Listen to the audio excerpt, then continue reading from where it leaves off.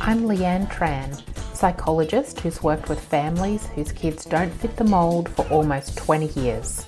I've worked with children for decades, but I know parents are the real change makers when it comes to their kids. Having 3 kids of my own means I know it's not easy. Parent Like a Psychologist is all about simplifying how you support your kids with psychology information filtered through years of experience to take you from overwhelmed to confident. Come on in. Welcome everyone to another episode of Parent Like a Psychologist. I have an exciting guest with me today, which is great. You don't have to just listen to my voice. We've got Bradford Stucki joining us all the way from the US, which is amazing. Thanks so much for being here. Absolutely. Thank you for having me. You're welcome. And so you're here with a dual role, I guess. So you are the parent of a child with ADHD. So you've got that Mhm. lived experience of parenting a neurodivergent child, but you also work professionally with people through your business. So sorry, family therapy. When I say Mhm. business, it's like similar to what I do, helping families. So you have that view, but also the parent view, which is a very garbled way of putting it. Maybe you can put it better. Do you mind telling the audience a little bit about what you do and your experience with parenting? Sure. So I'm a licensed marriage and family therapist, as you noted. Unfortunately, a lot of people mistake the name as kind of the solely what we do. And contrary to popular belief, I also work with individuals. I've worked with children in the past. I've worked with all kinds of different situations. So, you know, the license is just the license, but as of right now, I work with adults and couples. So I work with adults who have experienced childhood trauma, also those who have anxiety and also relationship issues, whether with themselves or with a partner. And then with Hmm. couples, I work with them on communication and trust and infidelity and so forth. So provide services to people in Utah, Texas, and Virginia, all different areas of the United States. Um, but I also like sharing experiences from my life with others, whether it's about mental health or parenting or otherwise, to help kind of normalize the experience. Because a lot of the time people come to therapy and be like, is this normal? I don't know. Is my kid acting how they're supposed to? And well, it's a great opportunity to provide information there. It's also even better if you can provide information prior to the service. Yeah, that's great. I completely agree with that. And I think it's such a common question that I hear as well is, is this normal or not? It's really hard to tell. Yeah. Hmm. So Yeah, yeah, and thank you. even government, sorry, No, go for uh, it. even even government agencies, they'll produce different blocks of children's age ranges on what kinds of things are supposed to be happening and whatnot. And if it were only so easy, it's great to have those kind of ranges, but every child's different. Genetics really can throw a wrench into things, and so can developmental challenges and trauma and other things. So I think too, it's important for parents to realize like, yes, those are guidelines, but they're not hard and fast rules. Yeah, that's right. Um, that's such good advice. Yeah. And so, can you tell me a little bit about your journey as a parent of a child with ADHD? Sure. So my wife and I adopted from foster care, and our oldest was having some behavioral issues for a period of time, and we tried to kind of manage it on our own to some success and some failure. And so we started searching for answers. We searched on the internet, through other professionals, through medical doctors, and we were having a really hard time. And then it wasn't until we had a conversation with a counselor, and we're like, "Here's what's going on." She kind of floated the idea of attention deficit disorder, And we're like, oh, well, maybe that's a thing. And my clinical training, it's like, well, yeah, of course it's a thing. But oftentimes we can check our profession at the door before we go home and leave all the great skills at the office and be ourselves at home. But as we kind of continue through the journey, we sought professional advice and sought counseling, and those things helped. But really, the two most important things that helped were using medication for our child and approaching parenting from a different angle. My wife and I were raised with traditional parenting, which primarily circles around respecting authority, listening to parents, Hmm. doing what parents say or doing what authority figures say. And so that's naturally what we brought into the parenting realm. And with the combination of childhood trauma and attention deficit disorder, the traditional parenting way didn't work for my Mm. oldest child. So that also created another journey of how can we help this child and understand his needs despite kind of our limited repertoire of knowledge. Yeah, yeah. That's, I think, such a common journey and experience, and one that I can relate to as well. Um, so it's interesting, I think, what you said about not recognizing the ADD, as you put it, but because I think sometimes we're just up close as parents. We're Mhm. not looking back to see the bigger picture. So that's another reason why it's really hard to work out if what's happening is typical or not. Um, yeah. But you were telling me that you used about changing your parenting approach, which I think is a lot of what I help parents do as well, because I think to expect kids to change is definitely the slowest way to go. Um, Totally. yeah, you were telling me about the Karen Purvis's attachment-based parenting model you use.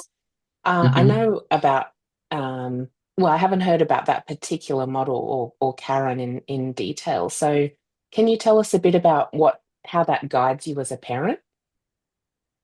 Certainly. So when we stumbled across Karen Purse's attachment-based parenting perspective, it was really hard for me in the beginning to really subscribe to it because when I was first learning about it, there seemed to be no consequences. There seemed to be the child running the home. There seemed to be like this non-focus on authority, all of which proved to be false. But maybe it was how the information was conveyed or explained to me. But basically, in a nutshell, what this style of parenting is it focuses purely on the relationship that you have with your child and doing things that align with that goal. So, a child steals something from, the kitchen. They have the dessert after dinner after they've brushed their teeth. How do you usually respond? And in this style of parenting, it encourages parents to come from a compassionate based lens of, oh, what's going on in the child's mind? Are they hungry? Is there an unmet need? Are they thirsty? Are there things that the child is trying to communicate with their behavior versus being defiant or being willfully disobedient? Hmm. And with that focus on parenting, it really invited opportunities to bring compassion into parenting. So it's more, okay, I'm here to help, to guide, to teach this child things they may have not have gotten before they came into our family, or things that they're still struggling with. And that compassion was something that's really helped with parenting a neurodivergent child. Because as I learned more and more about ADHD, the very symptoms of ADHD are the buttons that are pushed for me on a regular basis. And having that compassion to lean back on is like, oh, it's not him, it's not the behavior, it's an unmet need. And this model focuses all about meeting those needs. And yes, there are consequences, but it's it's relationship first, consequence later. And it Hmm. was such a kind of empowering way of parenting. Um, and it's one of those parenting strategies that's very widely available. So like on YouTube, you can search in Karen Purves parenting, and there's 50 some videos of her Mm. explaining what it's like and trying to figure out certain things. And she has things about more challenging behaviors such as manipulation or Right. significant disobedience. And that was really helpful too. It was less of, okay, I'm going to go to a professional to find out what to do. And it's more, I can talk to a professional, but I can also do my own research. Hmm. Yeah, that's great. It sounds like really what it gives you to is a framework to use. So every time there is some occasion, of misbehavior or some problem, it gives you a guideline of how to do it, how to Hmm. respond. And that's, I think, what's really can be really hard is if your child starts doing something you don't like and you think, what am I meant to do now? Or, you know, so always thinking about what's underlying the behavior, is it an unmet need, and I'll work on the relationship now and fix the problem later is a good guide. Um, Absolutely. And as I learn more about the model, there's also this piece of, do you want short-term success or long-term success? And I was like, well, I'd right. like both, but um, you know, as I learned about the model, it's about building the relationship. Are you creating this felt sense of safety where the child can come to you if they've done something wrong, or they can tell you when something happened at school, versus, oh, if I tell dad this, I did this, I'm going to be punished, Hmm. or I'm going to feel disconnected. And Yeah. it's like, oh, well, when he becomes a teenager, that would probably be helpful. So you're right. It does provide that template and kind of that foresight of what kind of relationship do I want in the future as well as right now. Mm-hmm. It sounded like too when you were describing the model that you experienced as a child and how you were brought up, that then this model would have been in contrast to that. So I can imagine it would have Hmm. been when you first heard about it a bit, you know, difficult to make sense of, maybe. You Oh, also, certainly. yeah. I wonder, do you think that's why you found it really tricky in the beginning to get your head around it? I think so. I mean, I was raised in a home where there was plenty of love and, one-on-one activities, and we all ate dinner as a family. So, all great Mm, things. And, growing up, it was more of like, okay, you have interests and activities, and we'll provide opportunities for you to do that and go forth and do it. So that relationship piece, while it was there, it wasn't as intentional as this type of parenting, where hmm. there's kind of this companionship between parent and child and moving forward on the journey together versus doing what you do. So, and I'd say I'm more neurotypical than neurodivergent. So, kind of having the mismatch too of having a child with Hmm. neurodivergency and being able to relate a little bit to it, but not fully, was also kind of a wrinkle in the parenting journey. Yeah, yeah, I can understand that. Um, Especially when you described the approach, sometimes it is about giving yeses. And I think that view of it, it being a program or approach where there's no consequences and all of that kind of thing is something parents typically say about attachment kind of or relationship based parenting programs. How did you kind of move around to get over that hurdle of feeling like, you shouldn't be saying yes all the time, to then seeing the wisdom in that approach? Sure. It's a great question. It was hard, you know, conceptually speaking, it was like, oh yeah, this will be totally easy. You don't want to go to bed? Great. Do you want to put on your pajamas or do you want to brush your teeth? And it's like, Hmm. the child will choose.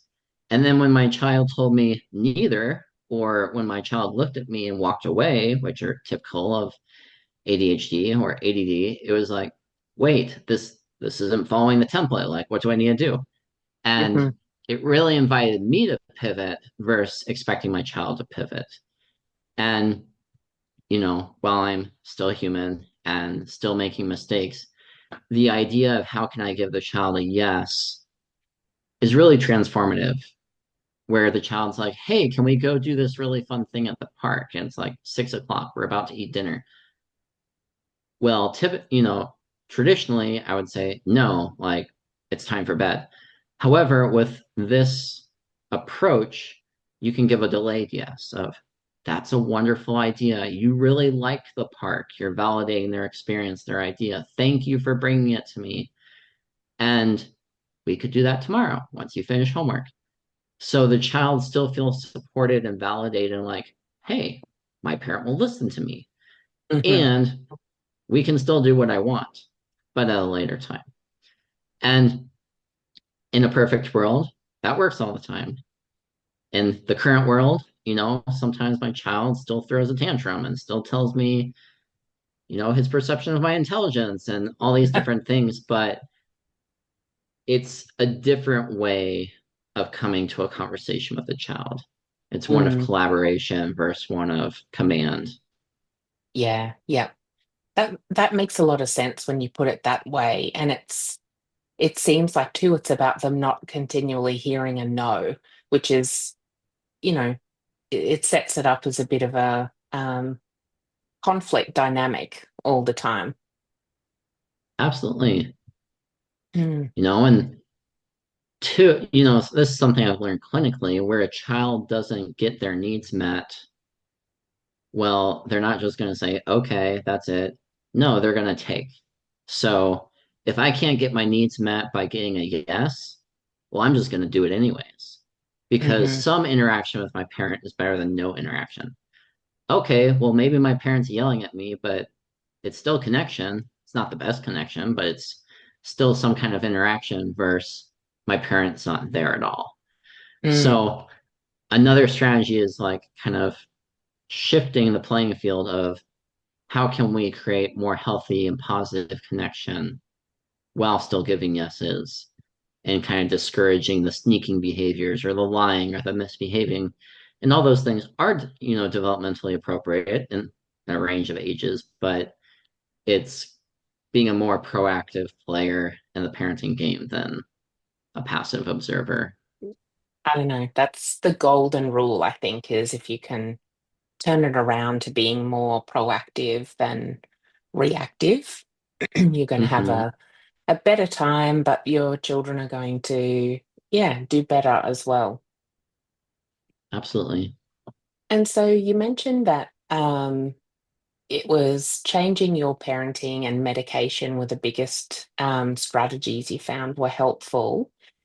I am wondering, were there other ways that or you mentioned, sorry, when we were chatting that, well, actually, you've probably answered these questions. Because you also said about how um, changing how you think about it and understanding ADHD kind of gave you more compassion and understanding.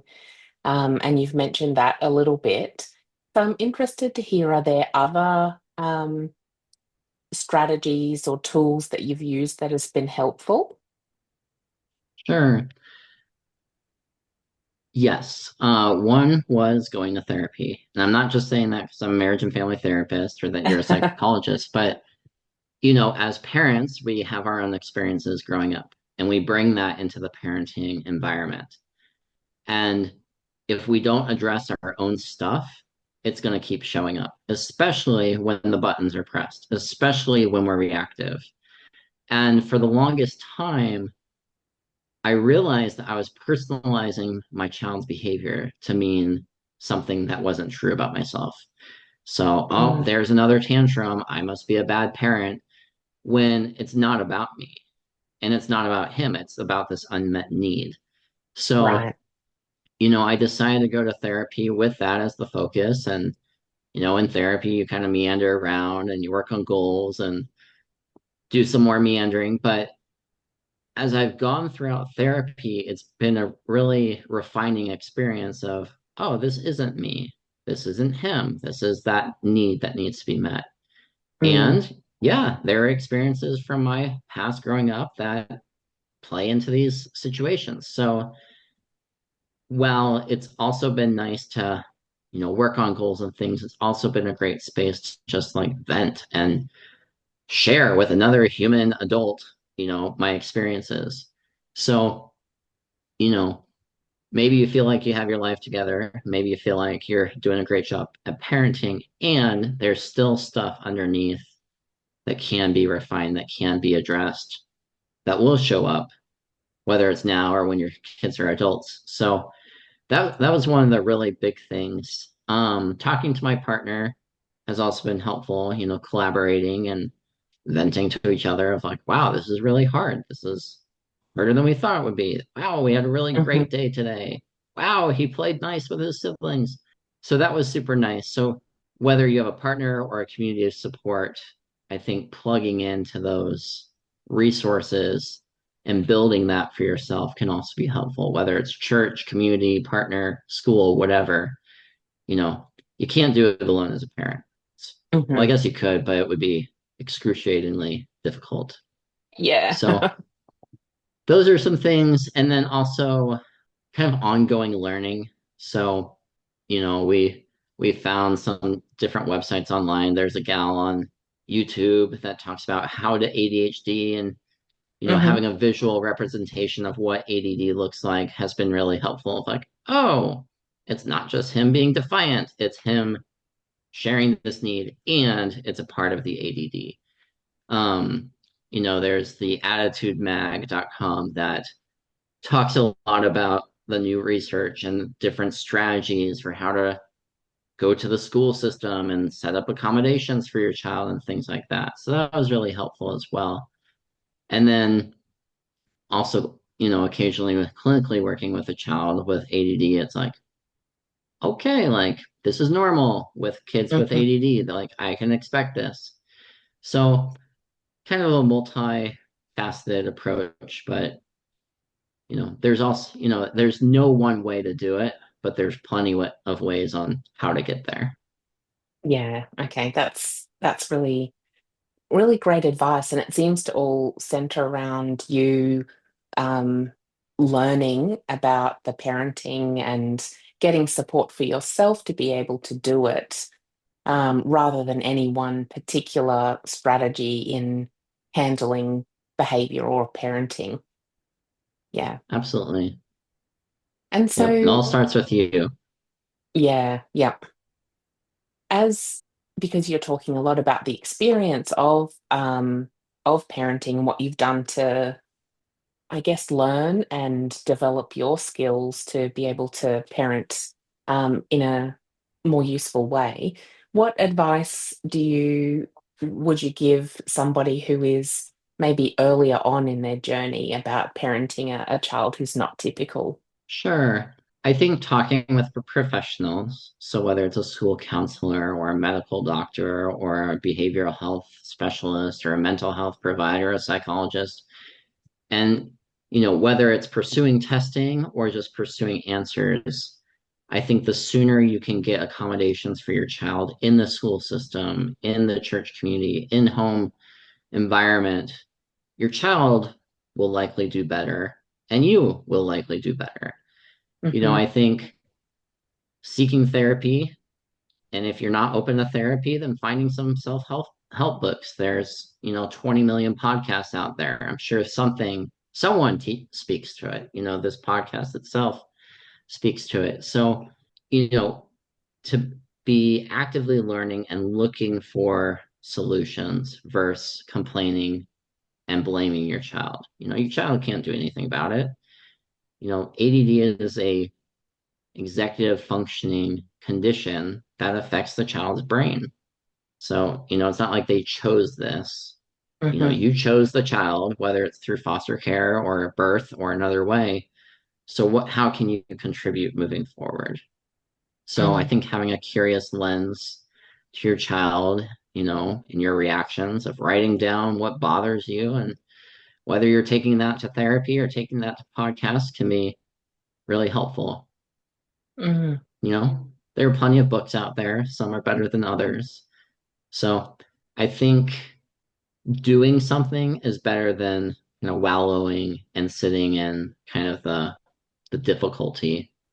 That's Yeah, that's a great piece of advice. It's just sitting with me now thinking, I fall into that complaining trap sometimes and seeking answers. And it's hard when we're busy and all of that kind of stuff. But you're right, it's not the child's fault. They can't do anything about it. And so we're the ones, it can feel a little overwhelming to think, oh, it's all on us, but it's also quite powerful. We're the ones with the Mhm. power to change the situation.